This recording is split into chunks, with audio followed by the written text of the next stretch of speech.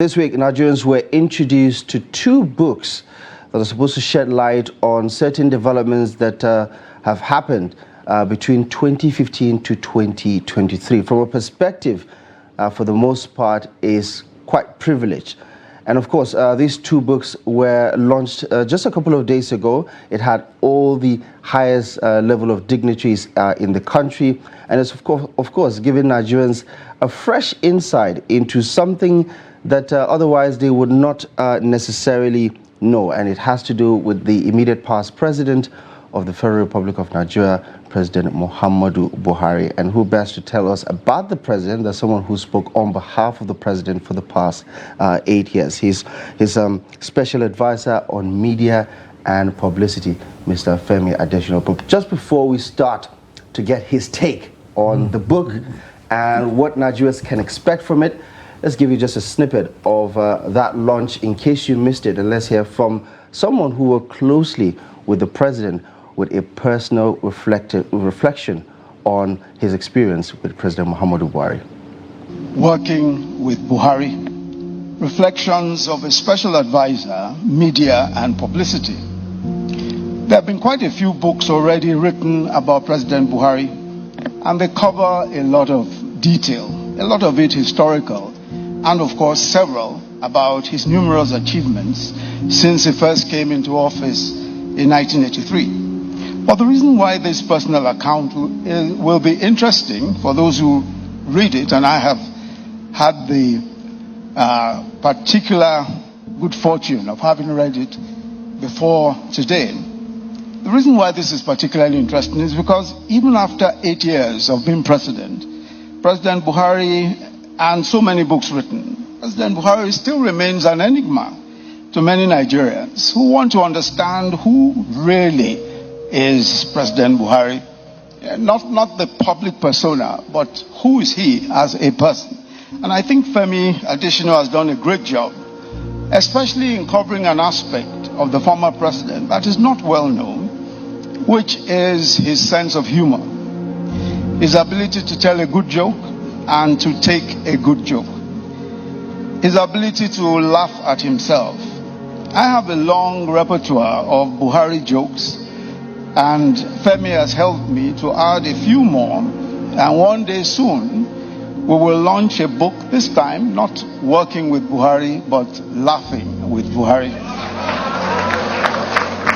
Femi Adesina writes that on the day that the then President Buhari, this was his first day in office at the villa, he requested him to meet with journalists accredited to the villa in the State House Press Gallery. And the president came in, he shook hands with them, with all the journalists, and as they introduced themselves, he had something to say to each of them. Then when Juliana Taiwo Obalunye introduced herself as representing the Sun newspapers, the president said, warn your cartoonist, my chin is not as long as he usually makes it.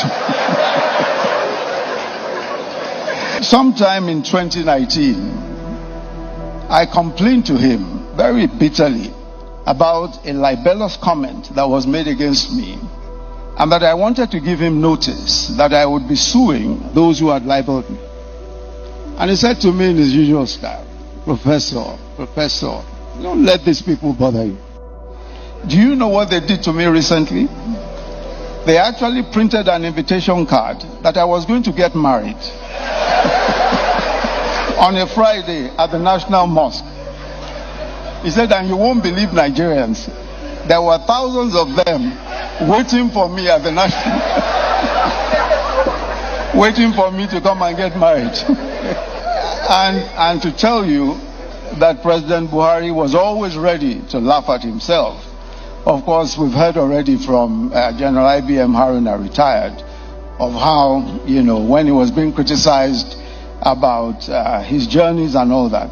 But the second part of that story is that Femi also additionally tells a story of how, following his overseas trips, which were criticized, by the press, in an opinion piece in the newspaper criticizing his travels abroad, The headline was, "When will President Buhari visit Nigeria?" End of quote. And the president laughed and laughed. I remember sometime in 2016, just before he went on his medical vacation, I told him I wanted to visit the oil-producing communities in the Delta, and that I thought dialogue with the militants in the wake of the destruction of pipelines and other assets was a good idea. And he told me the experiences of the then Minister of Youth and Sports, Dalong, who had visited the Delta some time back. But while agreeing with me that it was a good idea, and just as I was getting up to leave, he said with that mischievous glint in his eye, "Professor, don't be the first vice president to be kidnapped." There's a story that the president likes to tell, and it is about the German sentry. And Femi Adesina recounts that story in the book. President Buhari told that story again when the Peace Committee headed by...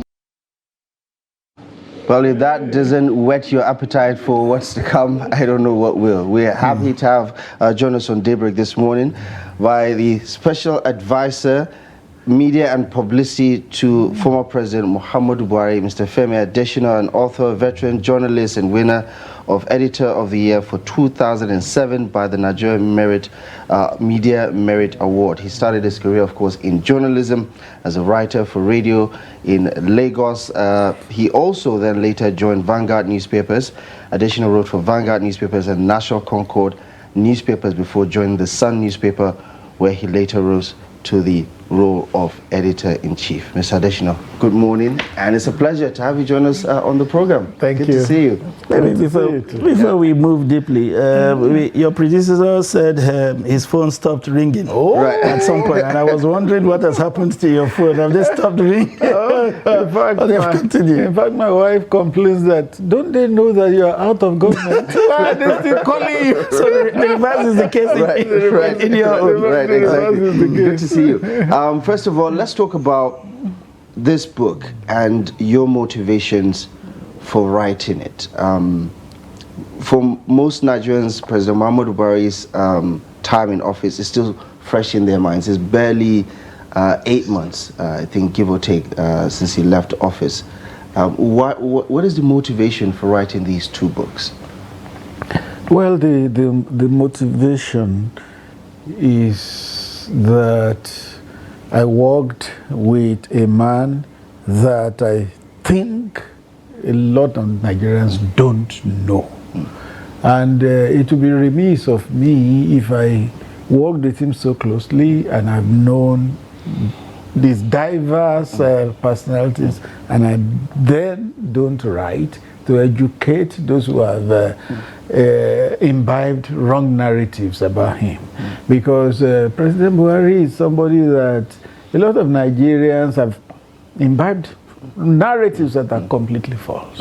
So my intention was to portray him as flesh and blood, and so that they can get to understand the man who led them for so long, 20 months as military leader and 8 years as a Democrat. And based on what you know about the man, all right, and some of the narratives that have been, curated about him over the past 8 years and counting, how far off are Nigerians with regards to the reality of the situation? Very far, very far. There are people who know him and who know him well, but there are people who don't know him at all, and there are many. So the intention is for those who know him to read the book and say, yes, this is the man we know, we always said this. And for those who don't know him at all to read and say, hey, was he actually like this? That's the intention. This is listening to you and getting some of the snipers of the book and recounting on some of the things I personally have made of some of his actions, haven't practiced, being in journalism practice myself. What do you think all of this matters to the president, for instance? He does feel like, I was reflecting on one of his demeanor, he does feel like somebody who doesn't care about what people make of what he does or not. At some point yourself, you had the cause to say this is the man's style. Yes. This is his Yes. ways. Yes. I mean, and it doesn't matter whether you people understand him or not. He just does things his ways. Which was supposed to meet the other? Was it him helping us to understand him, or it is our duty to understand him and just we leave were it to there? meet in the middle. Right. Yes, we were to meet in the middle, but people didn't want to shift ground at all. But did you not find that intriguing yourself? Having written several critical articles about how presidents should behave or what is expected, and then coming close and finding, maybe beyond some of the things you have written, finding the man strangely different from what you had expected? No, that will not be my portrait of President Buhari, because I had admired him from when he was military leader in 83 to 85 August. And then when he began to run in 2003, 2007, 2011, and before he won in 2015, we had started talking from about 2000, before the 2007 elections.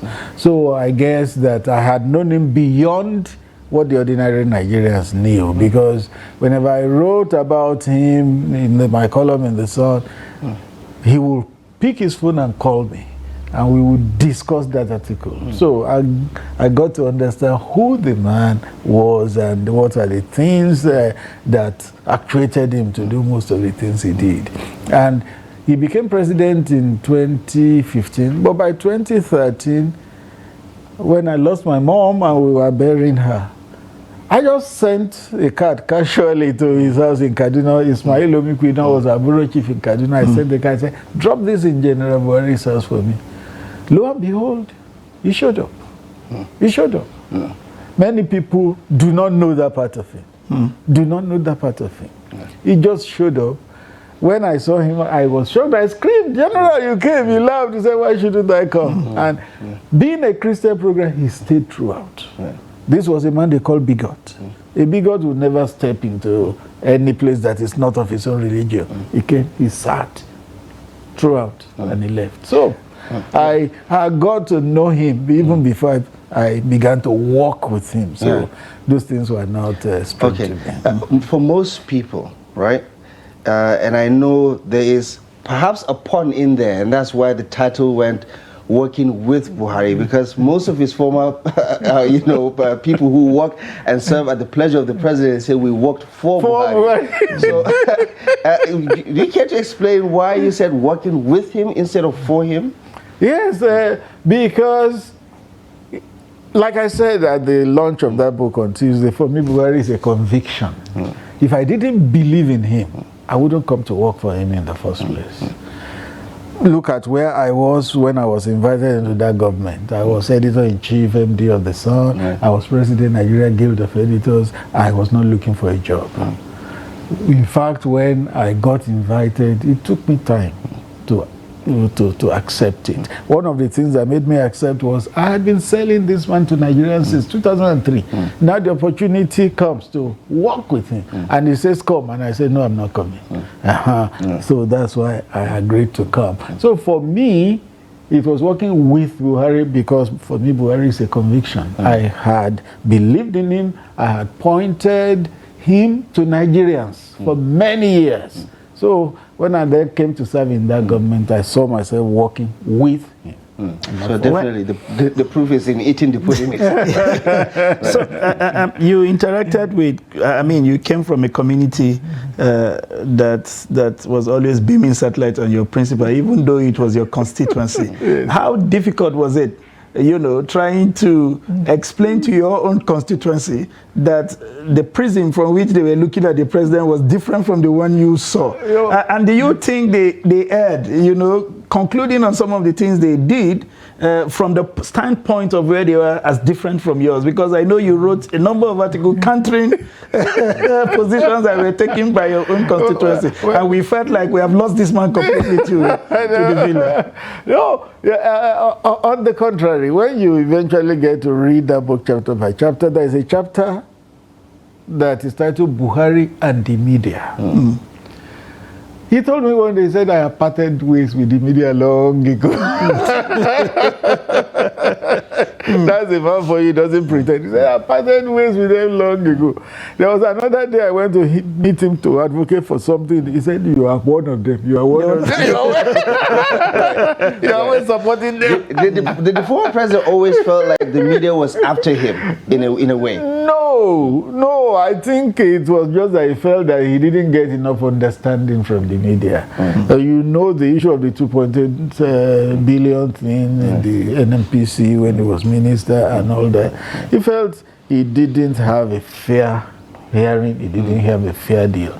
And that may have accounted for Decree 4 when he was military head of state. But by the time he became an elected leader, he had become a Democrat, but he still was guarded when it comes to media issues. Is it a fact, Mr. Additional, or fiction, when Nigerians, felt that the president was not, really in tune with what's actually happening in the country? It's at some point on social media, people are saying he's even given a different newspaper to read and not what is actually happening. That's why perhaps it's part of the ignorance.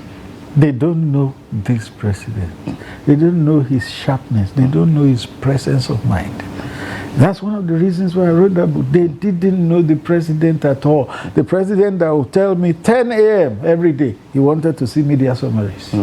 Many times I got to his office, he was reading that media summary. So one day he told me, he said, at times the summaries are so comprehensive that until I have the time, I don't read the actual paper. Or when I read the summary and it refers to the newspaper, I go to look for the paper and then read the story in full. That was a man that was on top of daily events. I've been to Dara a couple of times since he left. In his living room, his television was either tuned to Al Jazeera or CNN. He was on top of developments. I'm sure you gave him the book to read before he showed up. Oh, in fact, twice I went. When I finished the manuscript, I went, saw him, I showed him. He went through the content page. He said, ha, Nigerians would like to read this book. But was he shocked with some of the revelations himself? I even asked him about some of the revelations in the book. I said, do you want me to take something out? Do you want me to take? He said, leave it. He said, leave it. Let them know that it happened. Okay. Now you did talk about your motivations, which is to set the record straight. Yes. Clear the air on some of these things. Is it also part of your motivation to change the perspectives that Nigerians have held over the years about him? And is there also an attempt to, rebuild his image, so to say? No. In terms of changing perspectives, I would not use the word change. I would rather use the word inform. Inform their perspectives, because the perspectives they hold are largely informed. So to inform their perspectives, peradventure, they will then see the man in a new light. The other part of your question was whether to burnish his image. No, I don't think the image needed to be burnished that much, because President Buhari has been in public life for over 40 years. For over 40 years. Some of his detractors have said that, his popularity has dipped significantly because of the state of the economy, the state of the nation, the security, the some of the things that has happened under his watch and things like that. Some of his former aides, not aides per se, one of his ministers said, something about him recently about, not bothering where the ministers are and things like that. Which was twisted. Right. I watched that interview, Minister Shitu. He was saying that the president, when he gives you an assignment, he leaves you to do it. Which is positive, but Nigerians have turned it to negative.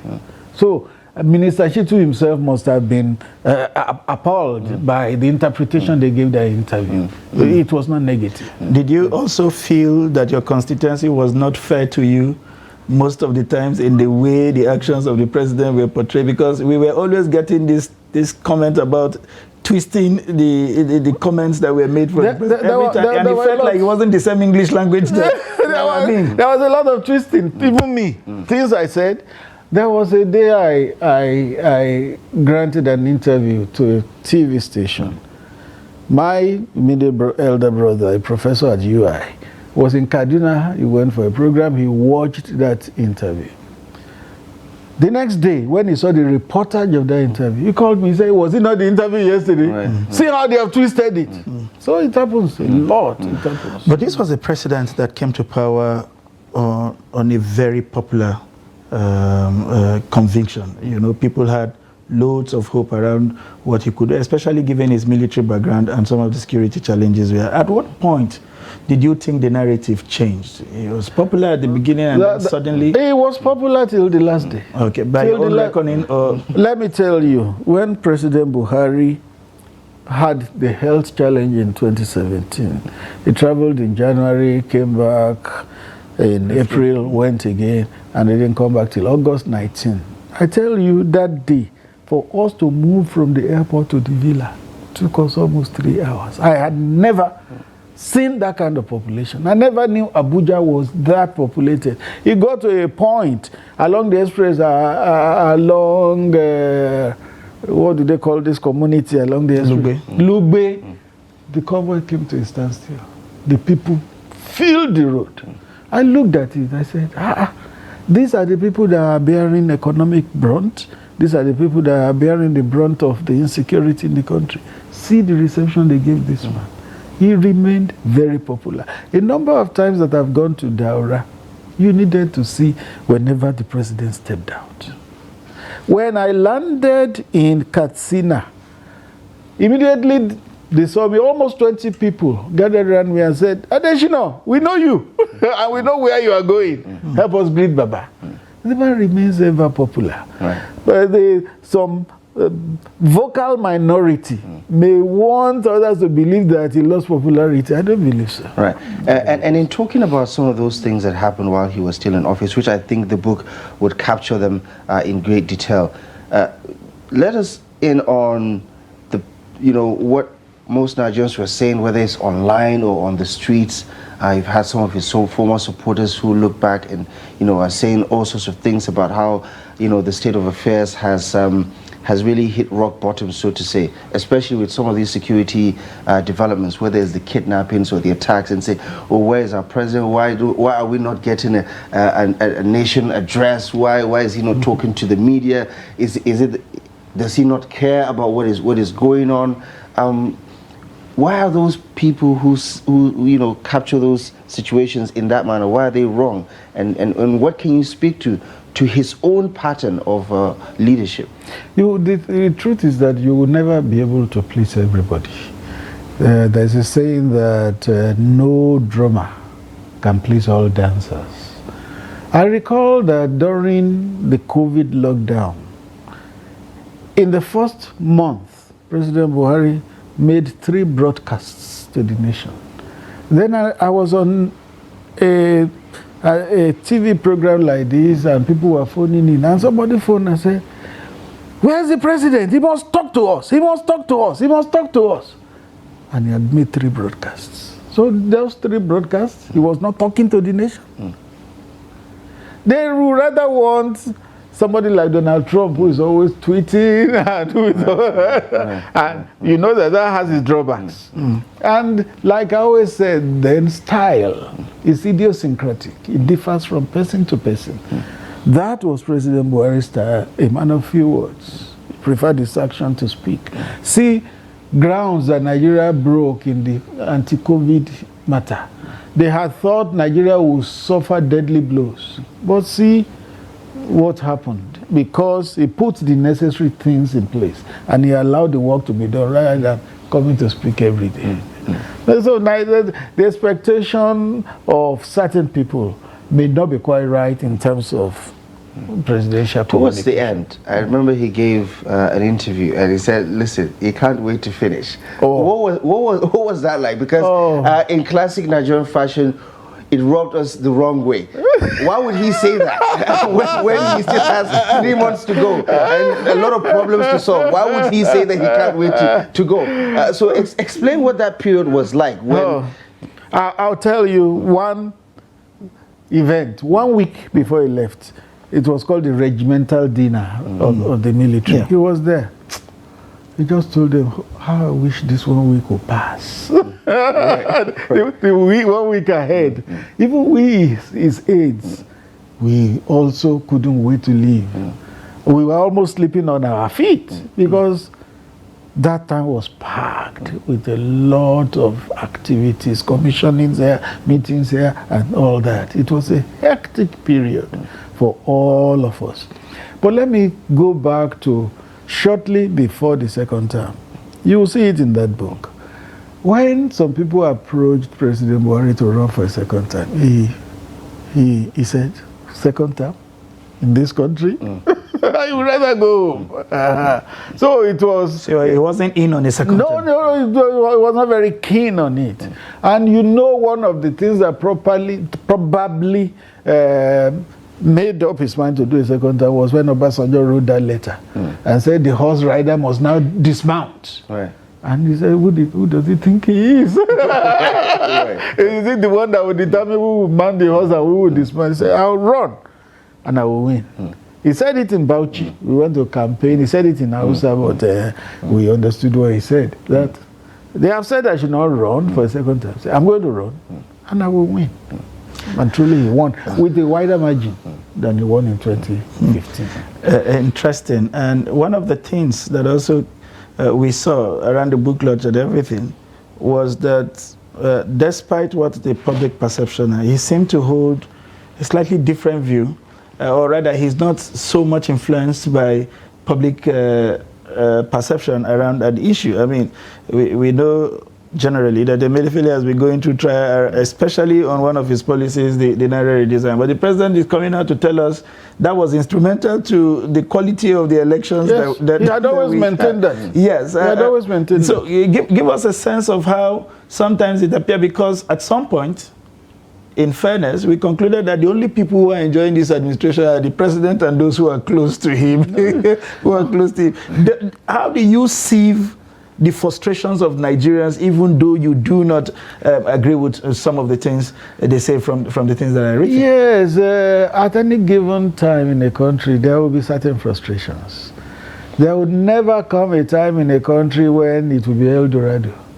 There will always have to be sacrifices. The president said it on Tuesday in his speech, that from time to time, citizens will have to make sacrifices. Yes. So it will always happen that there will be things that will rub them down the wrong way, things they do not agree with, but things that are for ultimate good. That ultimate good may not be seen immediately, but eventually it will come. So. Yeah. And in talking about one of the things that has also come to light, because there are so many of those political narratives around, clannishness, around being pro-North, and you have people from the North who will say, well, what did we gain from the Buhari administration? But also one of those things that stuck out, especially towards the end of the second term, is when Nigerians over the years have seen persistent rise in security challenges, and the call is get rid of the service chiefs, get rid of the service chiefs. Why are they still there when they have not delivered on the several deadlines that the president has given them by December? Then there's another extension. At one point, talk to the IG to go ahead and do something. And Nigerians were trying to connect some of those dots. And people have said, listen, if the president trusts you, if he wants to work with you, he almost never changes his mind. Give us a sense of what it is like working with him, and when it comes to holding people he delegates accountable for their performance and things like that. Recall that when he was military head of state, that regime lasted 20 months. Yeah. He didn't change a single minister. When the president believes in you, he believes in you, he gives you an assignment, he gives you deliverables that must come at a certain time. Minister Fashola will always say that when he was appointed, the president called him and said, do me Lagos-Ibadan Expressway, do me Second Niger Bridge, do me Abuja-Kaduna-Kano Road. Okay. After, do me AKK pipeline. After that, do whatever you want. But do me those projects. That's the way the president works. He just leaves you to do the things he has given you to do. He has his own way of assessing whether. whether. And does the public opinion count, in his decision making when the public says, "Oh, this person is underperforming"? Does it affect his thinking? Yeah, yes, but you know that the appointer is the ultimate judge also of performance. The public likes sacking. The public likes sacking. But whether the person being sacked deserves it or not, they like sacking. For somebody like you who had built a career in holding government accountable, do you think the public is completely wrong in some of those agitation? And case in point would be with the performance of the aviation minister who gave us an airline that exists only in the clouds. The public, I wouldn't say the public is wrong, but I would say the public may not be right always because they don't know all the variables. The president has a bigger picture. He knows what the public does not know. So they have to respect his right to keep the person he has appointed if he believes that person is doing the right thing. Don't forget that 2 ministers were dropped in the second term because he wasn't satisfied with their performance. So it would be wrong to think he never fires anybody. He just doesn't fire wantonly. So some people, when they have power, they just use it wantonly. They just think they can do anything. I'll tell you about the service chiefs he inherited. He kept them for about 3 months. I think they were replaced in August. The day he called me to give me the list of the new service chiefs, he gave me that list. He said, "Don't announce till tomorrow." I said, "Why?" He said, "It's not good that a man leaves home in the morning going to work, and before he gets home, his family has heard over the television that he has been fired." I said, "Mr. President, this thing will not be kept under wraps till tomorrow." He said, you have not been sacked before. Me, I have been sacked. I know how it feels. Right. I know how it feels. So I want these people to get home, tell their families by themselves that, well, we have been relieved of our duties. So that is the way he thinks. And the vice president, on Tuesday also mentioned that when somebody needed to be replaced, when they talked, the president said, "Don't give him on a Friday. I don't want his family to have a bad weekend." Right. And what was it like? If I don't know if the book reflects on that. It is obviously about President Buhari, but it's also very telling to hear from the vice president his perspective on working with his principal. Then, but does it also capture the working relationship with the vice president, who, for the most part, Nigerians believe was being sidelined for the most part? No, that word I wouldn't agree with. Vice President Yemi Osinbajo was one of the most trusted vice presidents and one of the most engaged vice presidents. You saw that he was everywhere. Sideline would be a wrong word. The vice president. Did he have the president's trust? I believe so. Let me tell you something.